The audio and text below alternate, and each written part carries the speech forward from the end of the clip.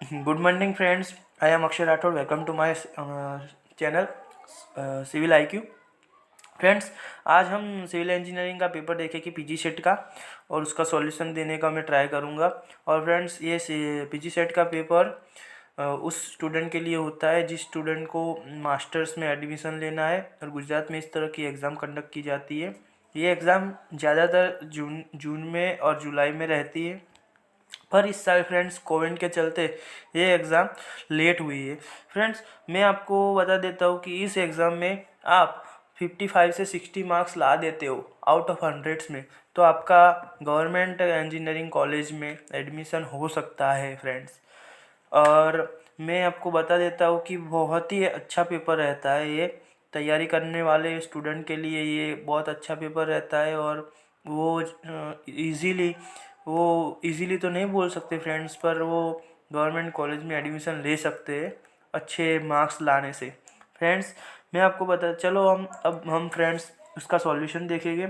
हमारा पहला क्वेश्चन है, the average domestic water consumption per capita per day for an Indian city as per IS 1172 1963 में be taken as. Friends, यहाँ पे domestic water consumption per capita per day बोला है, तो उसमें फ्रेंड्स 135 लाख पर CD क्यूबिक डे रहता है फ्रेंड्स, ये आपको याद रखना है।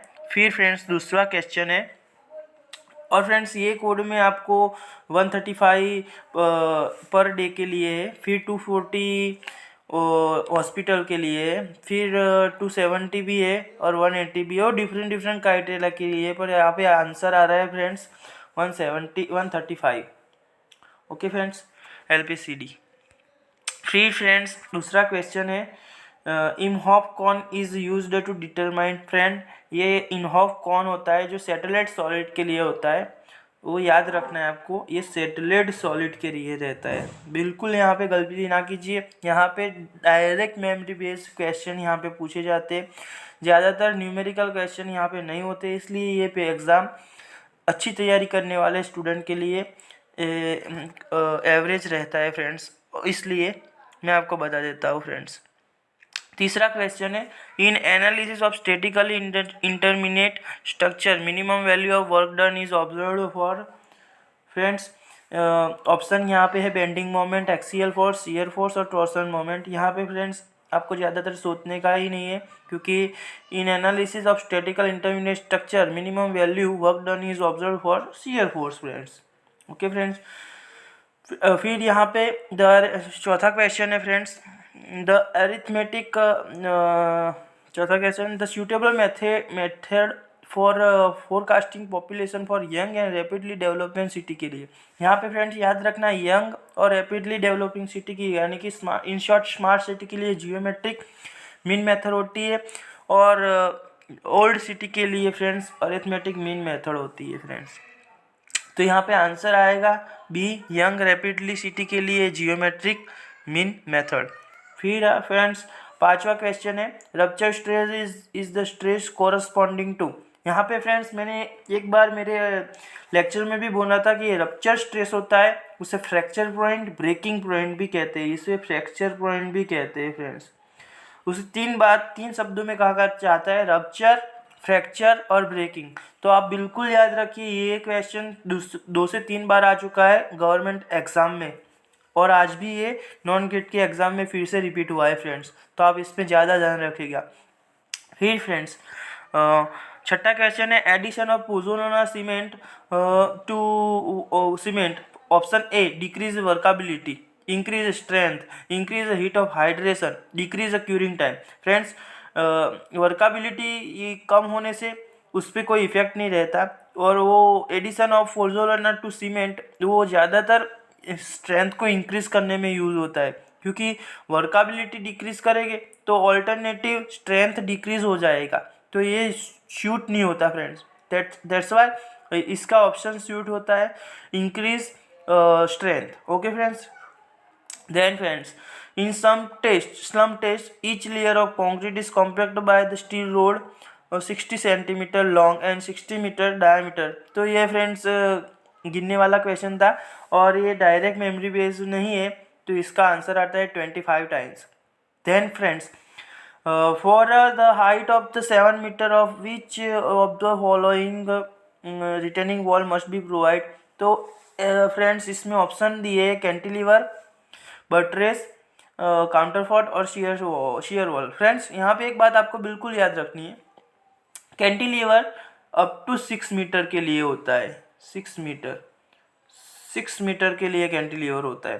देन 6 मीटर से ज़्यादा हो जाता है तो काउंटरफॉर्ट आता है। ये बात आपको बिल्कुल याद रखनी है। सब भी क्वेश्चन मेमोरी बेस्ड है और यहाँ पे पूरा सिविल इंजीनियर का सिलेबस आता है फ्रेंड्स, तो वो भी एक ज़्यादा ध्यान रखने वाली चीज़ है।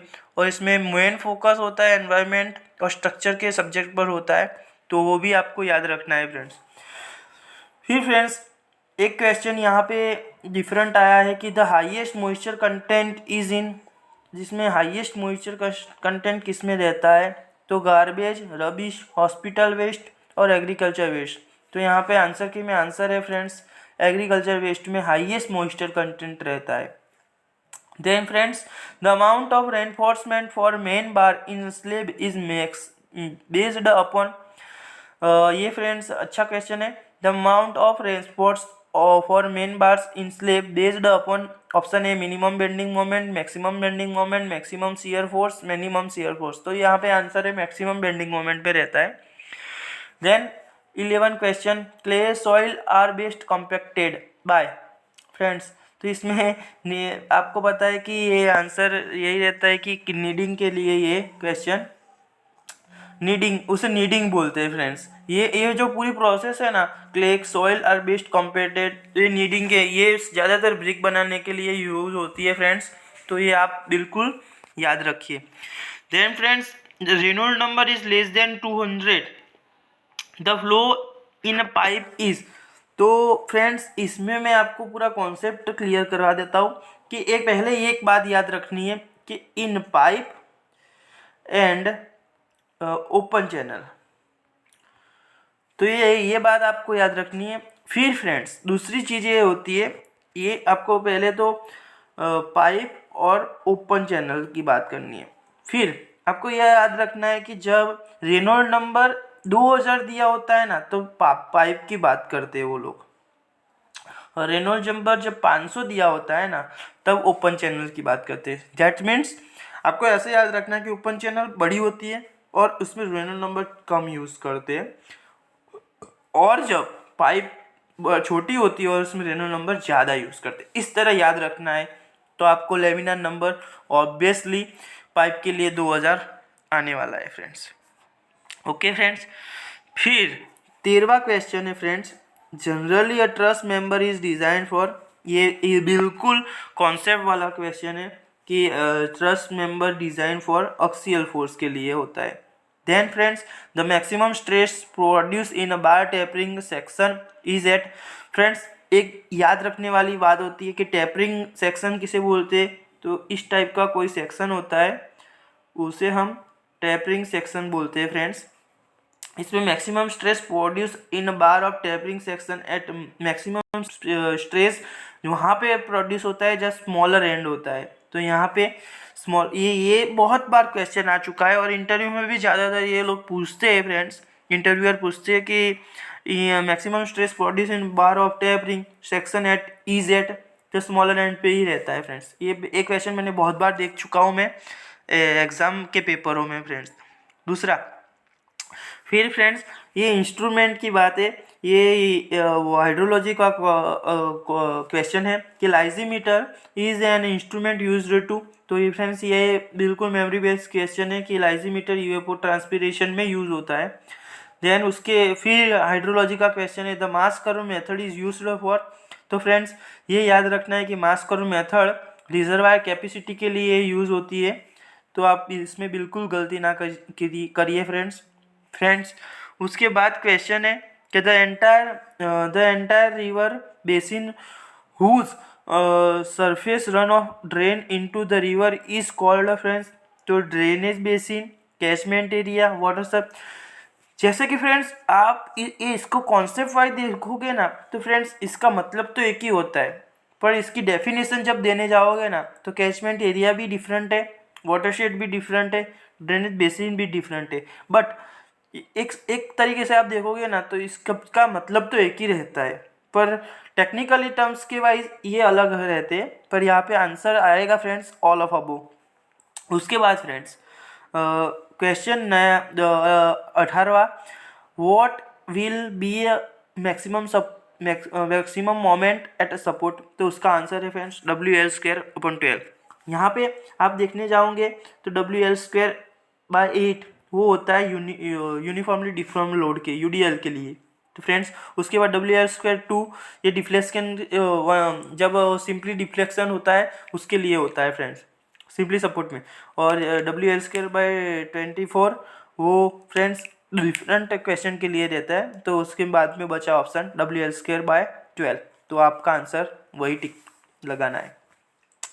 फिर the following is not laminar flow. Laminar option है flow of oil in measuring instrument, then flow in beds in ground water, then C rise of water in a plant through roots, then for D flow in water pipeline। तो इसमें answer रहेगा flow in water pipeline. ये concept वाला question है friends. Then अब friends sorry friends, अब question आया है स्ट्रेंथ ऑफ मटेरियल का friends. The ratio of lateral strain to linear strain, तो उसे क्या बोलते हैं फ्रेंड्स? तो ये बेसिक क्वेश्चन है फ्रेंड्स, पॉइजन रेशियो बोलते हैं इसे। The latitude is negative, departure is positive, the line is in which quadrant।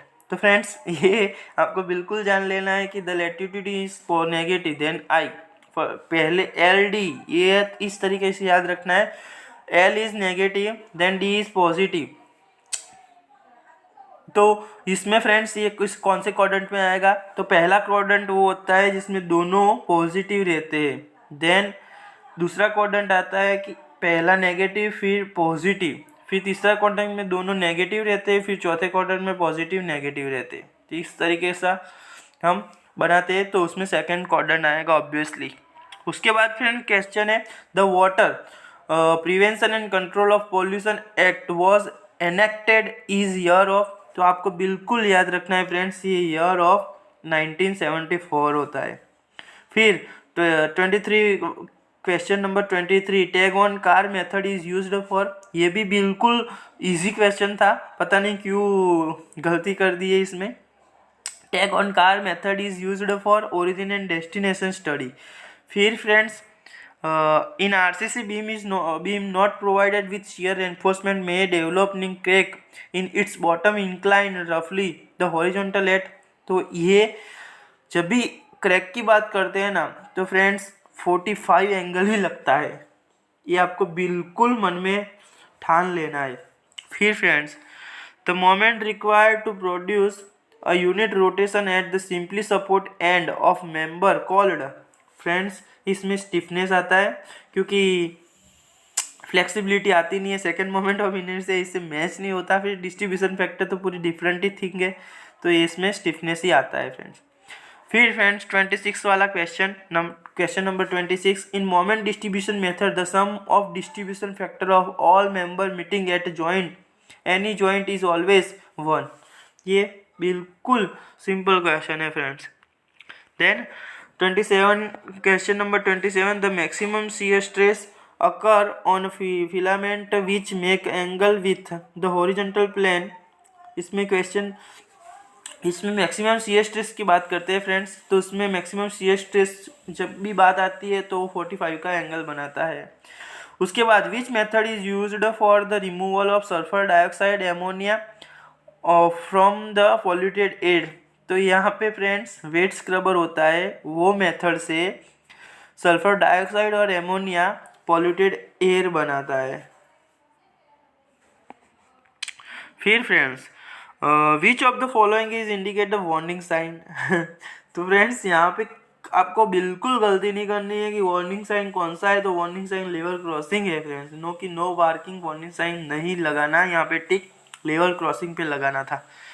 दूसरी चीज फ्रेंड्स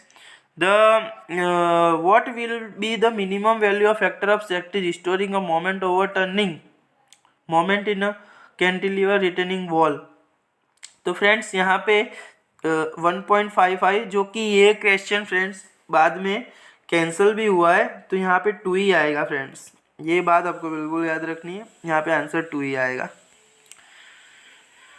फिर फ्रेंड्स यहाँ पे which of the following consider, ये क्वेश्चन भी फ्रेंड्स कैंसिल हुआ है तो इसको हम नहीं देखेंगे 31 को। Then next question 32, the unit of dynamic viscosity. Friends dynamic viscosity के बारे में हमें देखना है कि ये इसकी ऐसा यूनिट क्या है। तो डायनेमिक विस्कोसिटी के बारे में बोला है तो पहले तो न्यूटन मीटर प्रति सेकंड स्क्वायर, तो ये बिल्कुल गलत है। उसके बाद Newton second per metre square, इसे हम देखते हैं। बाद में पोइज है वो CGS एकम है, स्टॉक भी CGS एकम है, तो इन दोनों को हमें देखना ही नहीं है। स्टॉक CGS एकम है काइनेमेटिक विस्कोसिटी का, पोइज CGS एकम है, CGS यूनिट है डायनेमिक विस्कोसिटी का। पर यहाँ पे ऐसा यूनिट बोला है तो ऐसा यूनिट में newton second per metre square answer आता है फ्रेंड्स। उसके बाद for the design of major hydraulic structure on the canal the method generally preferred to. तो फ्रेंड्स यहाँ पे method Khosla's method independent variable के लिए यूज होता है, तो यहाँ पे वो आंसर लगाना है फ्रेंड्स, ठीक। फिर friends 34, for curved beam the distribution of bending stress is hyperbolic. Friends यहाँ पे हाइपरबोलिक डिस्ट्रीब्यूशन होता है इस तरीके से। फिर friends which of the following responsible acid rains, ये हर बार क्वेश्चन आता है। एनवायरमेंट, जब भी कोई एग्जाम में फ्रेंड्स एनवायरमेंट इंक्लूड होता है तब भी एसिड रेन के लिए कौन सा विच of the following responsible for acid rain, ये वाला क्वेश्चन होता ही है। और यहाँ पे आंख बंद करके सल्फर डाइऑक्साइड पे टिक लगा देना है फ्रेंड्स। फिर एक क्वेश्चन है the weight per unit volume of liquid then standard temperature and pressure is called. Friends specific weight है और यहाँ पे गलती से स्पेसिफिक ग्रेविटी लिख दिया है फ्रेंड्स। इसके बाद मैंडेटरी साइन कौन सा है इनमें से, तो no parking, narrow bridge, cross road और नन ऑफ अबव, तो इसमें आंसर आता है नो पार्किंग जो मैंडेटरी साइन है। उसके बाद the rate at which rain is falling is called. बारिश जिस औसत से पड़ रही है जमीन पर उसे हम क्या बोलते हैं, intensity of rainfall, duration of rainfall, frequency of rainfall, volume of rainfall. तो बारिश जिस गति से जिस स्पीड से जमीन पर गिर रही है उसे हम इंटेंसिटी बोलेंगे फ्रेंड्स। ड्यूरेशन तो वो टाइम बताती है, फ्रीक्वेंसी तो उसकी फ्रीक्वेंसी तो क्या है कि वो कितने टाइम पे पड़ी थी, यानी कि फ्रीक्वेंसी वो तो ड्रॉट फाइंड करने के लिए होती है फ्रेंड्स। और वॉल्यूम तो वो कितनी बारिश गिरी वो बताती है। तो friends intensity of rainfall is right answer. Then maximum width of vehicle suggest by IRC, तो यहाँ पे 2.44 मीटर 2.44 मीटर रहता है। और the point through which the whole weight of the body acts irrespective of its position its known as a centre of gravity. यहाँ पे centre of gravity answer आता है। यहाँ पे 2.44, यहाँ पे इंटेंसिटी ऑफ रेनफॉल। फ्रेंड्स अभी हमने 40 क्वेश्चन देखे, 40 क्वेश्चन दूसरे पार्ट में देखेंगे। Thank you friends. यहाँ पे 80 क्वेश्चन होते हैं जो टेक्निकल होते हैं और 20 क्वेश्चन होते हैं जो इंजीनियरिंग मैथमेटिक्स के होते हैं। इस तरीके का 100 मार्क्स का पेपर रहता है, नेगेटिव मार्किंग नहीं रहती इसमें। और इसमें 50 से ज़्यादा मार्क्स ला देते हो तो आपको गवर्नमेंट कॉलेज में एडमिशन मिल ही जाता है फ्रेंड्स। ऐसा मेरा मानना है और ऐसा मेरा प्रिडिक्शन है friends. Okay friends, thank you.